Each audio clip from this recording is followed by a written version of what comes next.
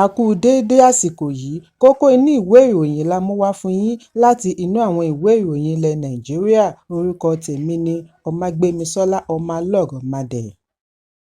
Agbẹjọ́rò ajàfẹ́tọ̀ọ́-ọmọnìyàn àti àgbà amòfin Fẹ́mi Fálànà ti pe mínísítà agbègbè ilé ìjọba Nyesom Wike níjà kí ó lọ́ọ́ fi ẹjọ́ ọ̀hún sun ìgbìmọ̀ olùbáwí àwọn agbẹjọ́rò LPDC lórí àlàyé tí ó ṣe nípa ìdájọ́ ilé-ẹjọ́ tó ga jùlọ tako rògbòdìyàn ìpínlẹ̀ Rivers. Nínú àtẹ̀jáde àná tí Fálànà pe àkọlé rẹ̀ ní "Òun kò parọ́ tako ilé-ẹjọ́ tó ga jùlọ, I did not lie against the Supreme Court of Nigeria", ni ó ti fi ẹ̀sùn kan Wike wípé ó ń gbìyànjú àti mú kí ilé-ẹjọ́ tó ga jùlọ ṣe lòdì sí i. Àgbà amòfin ṣe lòdì sí ọ̀rọ̀ Wike lórí ìpinnu ilé-ẹjọ́ tó ga jùlọ lórí bí àwọn aṣòfin ilé-ìgbìmọ̀ ìpínlẹ̀ Rivers 27 ṣe yapa kúrò ní PDP bọ́ sí APC.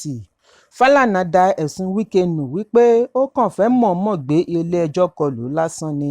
Gbangba wálíà ni Wike ti bu ẹnu àtẹ́ lu Fálànà níbi ìpàdé pẹ̀lú àwọn akọ̀ròyìn tí ó wáyé ní ìlú Àbújá, bí ó ti ní àgbà amòfin yìí kò sọ kókó ìdájọ́ ilé-ẹjọ́ tó ga jùlọ lórí ẹ̀rọ amóhùnmáwòrán Channels.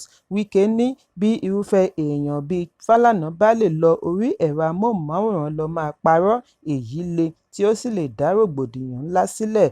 Láti fèsì ni Fálànà fi ṣàlàyé wípé Wike ṣe ìkọlù sí òun lórí àwọn aṣòfin. Ó ní ẹ̀sùn àwọn aṣòfin yìí ṣì wà ní ilé-ẹjọ́ gíga ìlú Port Harcourt nígbà tí ilé-ẹjọ́ gbé ìdájọ́ rẹ̀ kalẹ̀. Fálànà ní àfihàn fídíò àti ibi tí àwọn aṣòfin wọ̀nyí ti búra láti ẹgbẹ́ òṣèlú PDP sí APC wà nílẹ̀. Ó ní òfin Nàìjíríà àti tilẹ̀ òkèèrè fún òun ní ẹ̀tọ́ láti bu ẹnu àtẹ́ lu ìdájọ́ ilé-ẹjọ́. Fálànà fi ẹ̀sùn kan Wike wípé ó jẹ́ alágàbàgebè ènìyàn. Ó wà nínú ìtàn wípé Wike máa ń ṣe ìkọlù sí àwọn adájọ́ bí ẹjọ́ bá tako ìmọ̀ rẹ̀. Ó ní yàtọ̀ sí Wike tí ó máa ń pe àwọn adájọ́ lórúkọ bí wọn kò bá ṣe ohun tí ó gbà lérò, ìwà ìrẹ̀lẹ̀ ni òun fi bu ẹnu àtẹ́ lu ìdájọ́ ilé-ẹjọ́ tí ó bá kùnà. Fálànà ṣe àwáwí oríṣiríṣi ọ̀rọ̀ tí àwọn adájọ́ ti sọ lórí ẹjọ́ tí wọn kò bá dá dáadáa.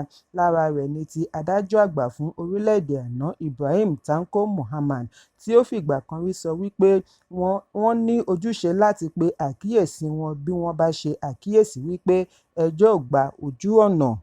Fálànà pe Wike níjà kí ó gbé ìgbésẹ̀ òfin bí ó bá ní ìgbàgbọ́ wípé òun ti tàpá sí òfin níwọ̀nba ìgbà tí ó ti sọ ara rẹ̀ di agbẹjọ́rò fún ẹ̀ka ìdájọ́ kí ó lọ́ọ́ fi ẹjọ́ sun ìgbìmọ̀ olùbáwí.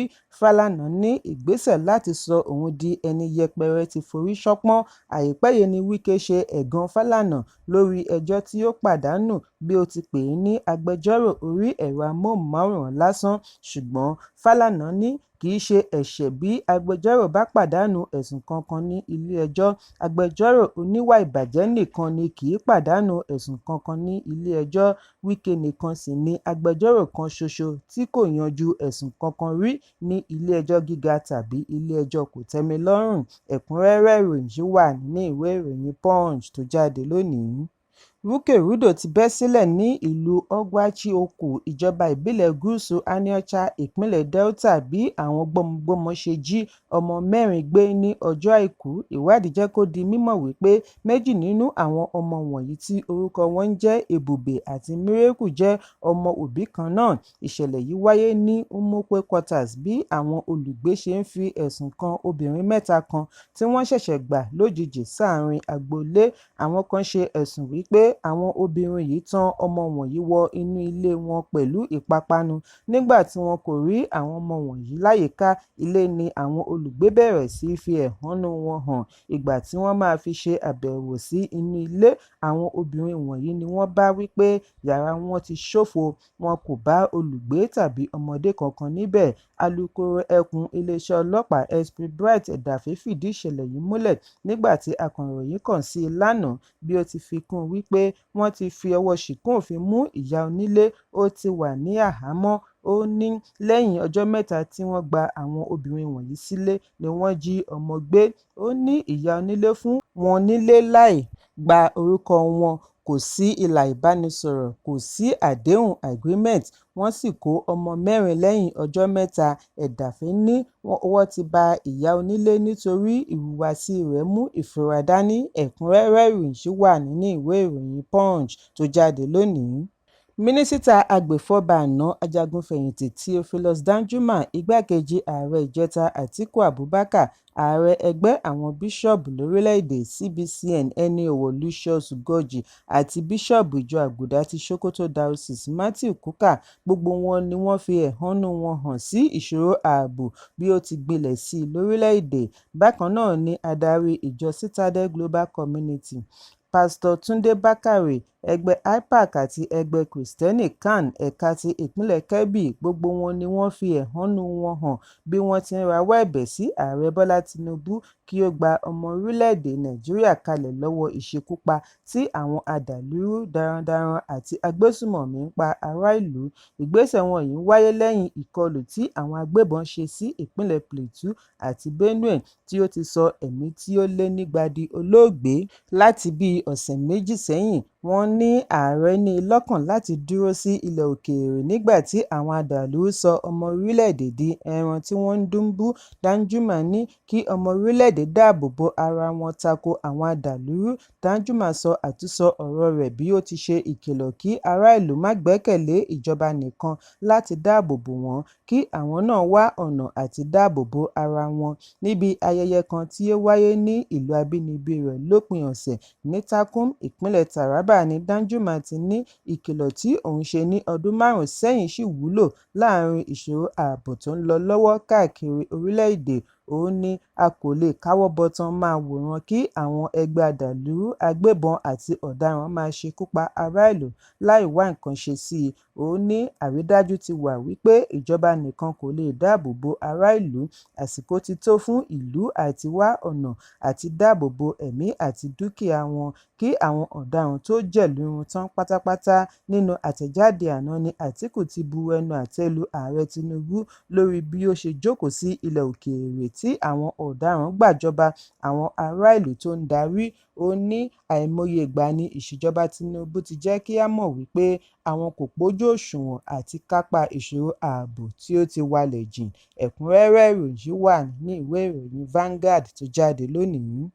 Pope Father Francis ti di olóògbé lónìí ọjọ́ Ajé lẹ́ni ọdún 88 88 ní ọjọ́ kejì tí ó fi ara hàn níbi wọ́n ti ń retí rẹ̀ ní ilé ìjọsìn St. Peter's Square ní Easter Sunday. Gẹ́gẹ́ bí Vatican Kelvin Farrell ṣe sọ nínú àtẹ̀jáde, àtẹ̀jáde ọ̀hún ṣàlàyé wípé pẹ̀lú ẹ̀dùn ọkàn ni àwọn fi kéde ikú ẹni ọ̀wọ̀ Father Francis tí ó jáde láyé lówùúrọ̀ òní ní déédéé agogo 8:15 7:35 a.m. láti lọ darapọ̀ mọ́ wọn nílé bàbá rẹ̀. Ó ní gbogbo ìgbésí ayé rẹ̀ ní bíṣọ̀bù ilẹ̀ Róòmù fi sin Olúwa àti ìjọ. Ikú rẹ̀ yìí wáyé ní ọjọ́ kejì tí ó mú inú èrò ìjọ dùn pẹ̀lú bí ó ṣe fi ara hàn ní bákónì ìjọ St. Peter's pẹ̀lú wípé ara rẹ̀ ṣẹ̀ṣẹ̀ ń yá lẹ́yìn àìsàn ọlọ́jọ́ pípẹ́. Ìgbà méjì ọ̀tọ̀ọ̀tọ̀ ni Francis ti súnmọ́ bèbè ikú níbẹ̀rẹ̀ ọdún yìí bí ó ṣe ń ṣe àìsàn òtútù ẹ̀gbẹ́ inú pneumonia. Ọjọ́ 38 ni ó lò ní ilé ìwòsàn kí wọ́n tó yọ̀ǹda rẹ̀ ní ọjọ́ 23 oṣù kẹta. Lánàá ni ó kí èrò ìjọ St. Peter kú oríire ayẹyẹ àjíǹde Jésù bí ó ti juwọ́ sí wọn pẹ̀lú ọ̀rọ̀ tí ó máa ń sábà sọ wípé Obit et Orbi, tí ó túmọ̀ sí ìlú àti sí àgbáyé, to the city and to the world, bí ó ti pè fún òmìnira èrò ọkàn àti ìfaradà. Ẹ̀kúnrẹ́rẹ́ ìròyìn wà ní ìwé ìròyìn Vanguard tó jáde lónìí. Ìbànújẹ́ bẹ́ sílẹ̀ lópin ọ̀sẹ̀ níbi ayẹyẹ ìdùnnú bí alága ilé ìtura kan ní ìpínlẹ̀ Èkó, Ọ̀túnba Kúnlé Akínyẹlé ṣàdédé ṣubú lulẹ̀ níbi ìsìndúpẹ́ ayẹyẹ 60 ọdún aya rẹ̀. Níbi ayẹyẹ ìsìndúpẹ́ díákónì obìnrin Catherine Adéjọkẹ́ Akínyẹlé tí ó wáyé ní Christ Apostolic Church Òkè Ìyanu Olú Ìyá Ìjọ Ìletò Ọ̀dọ́múyìwá ní agbègbè Ẹgbẹ́dá, ìpínlẹ̀ Èkó ni ìjàmbá yìí ti wáyé. Nínú àkàálẹ̀ fídíò tí ó gba orí ẹ̀rọ ayélujára ni ó ṣe àfihàn bí olóògbé yìí ṣe múdìí lọlẹ̀ kí ó tó dákú. Gẹ́gẹ́ bí àlàyé inú ìwé àpèjẹ invitation tí wọ́n fi ránṣẹ́, wọ́n ní kí àwọn àlejò kọjá sí ibi wẹ̀jẹwẹ̀mu reception ní kété tí wọ́n bá parí ìsìn ìdúpẹ́ ní Noble Castle Event Center, Igando. Àwọn olùṣètò oúnjẹ ni a gbọ́ wípé wọ́n ti dé sí reception láti aago 10 òwúrọ̀ fún ìgbáradì ayẹyẹ tí wọ́n fi àkókò rẹ̀ sí aago 2 ọ̀sán. Ṣùgbọ́n ètò gbọ̀nà àrà yọ lẹ́yìn tí ìròyìn kàn wípé Akinyele ti dákú níbi ìsìn ayẹyẹ bí ó ti ń jẹ́rìí sí agbára Olúwa. Ṣíwájú àkókò yìí ni Akinyele ké sí aya rẹ̀ tí ó sọ ọ̀rọ̀ sí i létí. Gbogbo akitiyan láti sọ ọ́ jí ni ó já sí pàbó. Títí di àsìkò ìkóròyìn yìí jọ, kò tíì sí ẹni lè fìdí ẹ̀ múlẹ̀ ohun tí ó fa ikú Akinyele.